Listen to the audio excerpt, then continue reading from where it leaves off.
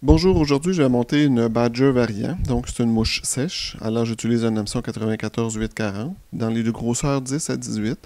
Aujourd'hui je prends un numéro 16. Pour le fil, j'ai utilisé d'abord un fil gris de grosseur 6-0. Quand même un fil assez gros pour la grosseur de l'hameçon, mais je vais vous expliquer un peu plus loin, je vais avoir besoin d'un fil quand même assez gros. Donc on installe à l'avant de l'hameçon pour installer l'aile. Pour faire l'aile, on prélève dans deux ailes de canard, donc une plume gauche et une plume droite, donc les grandes plumes à l'extérieur de l'aile, donc des plumes primaires.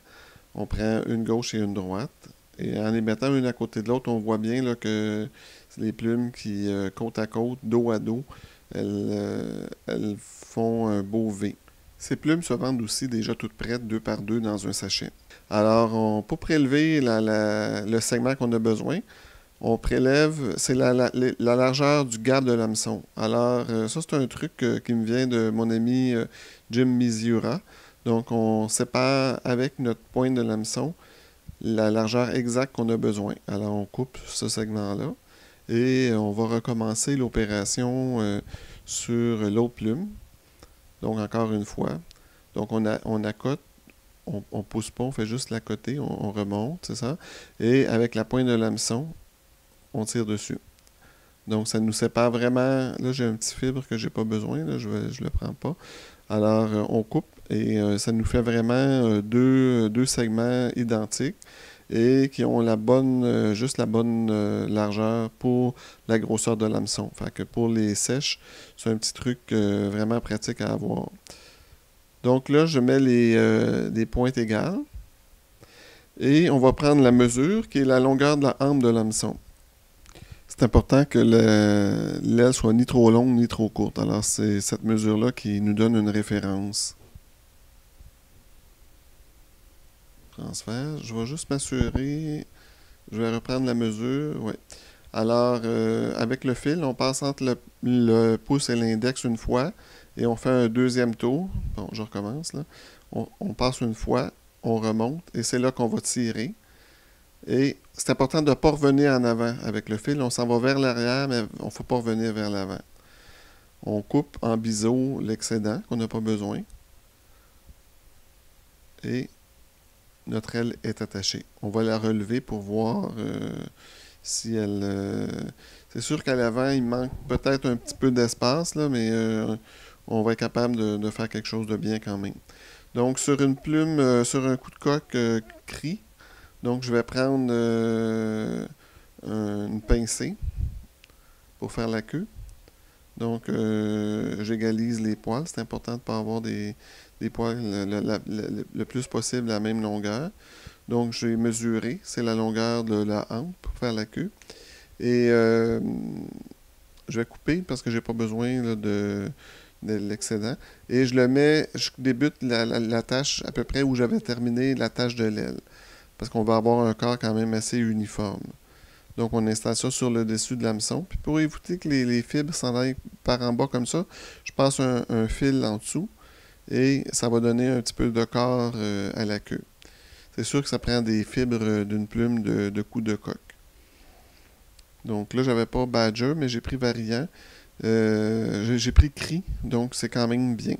Donc là, je vais aller mettre un peu de fil à l'avant de l'aile pour la remonter, pour qu'elle se tienne bien droite. Et on est rendu à faire le corps. Le corps se fait avec une soie floche noire. J'ai besoin seulement d'un fibre. On comprend que sur une petite mouche comme ça, là, je vais couper parce que je vois que j'ai un petit bris au bout. Alors, c'est important d'avoir une soie floche qui est propre. Et exceptionnellement, je vais emmener mon fil gris à l'arrière parce que c'est ce qui va me servir à faire les côtes sur le corps de cette mouche-là. Donc, je vais installer Là, j'en mets un à l'arrière. Je vais installer ma soie floche. Je vais me rendre jusqu'à l'avant et je vais revenir avec ma soie floche. Toujours faire attention à la pointe de l'hameçon quand on travaille avec la soie floche. C'est un matériau quand même assez fragile. Donc on revient à l'arrière, puis on essaie d'avoir un corps le plus uniforme possible. Un petit peu conique, là, c'est parfait. Alors quand j'arrive à l'arrière, Je vais tenir ma soie floche et je vais cercler mon corps avec le fil gris. C'est pour ça que j'ai pris un 6-0. Si j'avais pris un 8-0, ça aurait fait vraiment... L'effet aurait été moins important, si on veut. Donc, je coupe ma soie floche. Là, j'ai un petit brin que... C'est fragile, la soie floche. J'ai un petit brin, là, j'ai tiré dessus là, pour l'enlever.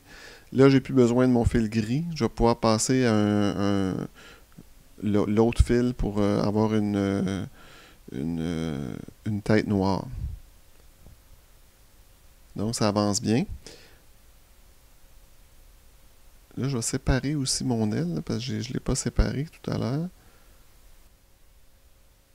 Bon, je vais installer mon fil noir. Donc, je prends un fil noir 8-0 pour continuer la mouche. Donc, quelques tours à l'avant, je vais passer à l'arrière. Et pour faire la mouche, je vais prendre un saddle à cul. Ben là, je vais couper l'excédent de mon fil noir que j'ai plus besoin. Et dans un paquet je prends des paquets de plumes, juste une dizaine de plumes. Je vais prendre un Hackle Badger. Donc, on voit le fond noir et les pointes beige. Donc, je vais l'attacher.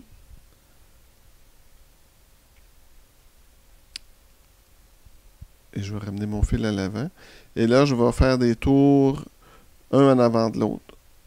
Non, là, je suis mal parti. Je vais recommencer ça. Là, je m'en vais vers l'arrière. Ma plume n'est pas bien installée. C'est important de partir vers l'arrière et s'en venir vers l'avant.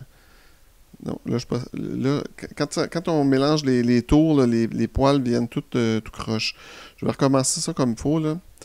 Donc, on commence à l'arrière, puis on revient vers l'avant. C'est important de faire les tours un à côté de l'autre le plus près possible, mais pas les faire passer les tours un sur l'autre. Bon, là, je vais aller à l'avant. Donc, j'ai fait 4 tours à l'arrière. Je vais aller à l'avant de la mouche pour faire 2 tours, 2 ou 3 tours. Et ensuite, en tenant le Hackle en haut, je vais bloquer, dans le fond, avec mon fil de montage et je vais couper l'excédent. On fait attention de ne pas trop couper de fibres à ce moment-là. Donc, une fois que ça est fait, je vais faire quand même un tour ou deux pour commencer la tête. On veut quand même une petite tête pas trop grosse, mais quand même. Et avec le finisseur de nœud, on va venir finir notre nœud à l'avant. Donc, mon aile aurait pu être un petit peu plus à l'arrière sur cette mouche-là. Elle était peut-être un petit peu trop en avant. Donc là, on enlève, c'est important de nettoyer les fibres qui ont resté emprisonnées pour faire une job quand même assez propre, si on veut. Bon, on voit que l'aile est quand même bien. Une belle couleur. Dans le fond, cette mouche-là, on peut la varier si on veut. Puis moi je mets une petite goutte de colle, c'est important si on veut pas que la mouche se défasse. Donc une belle petite mouche à avoir dans son coffre, je dirais surtout pour le début de saison. Donc avec les Black Gnat, là, ce sont des mouches qui sont très bonnes en début de saison ou à l'automne aussi. Alors je souhaite un bon montage et une belle saison de pêche.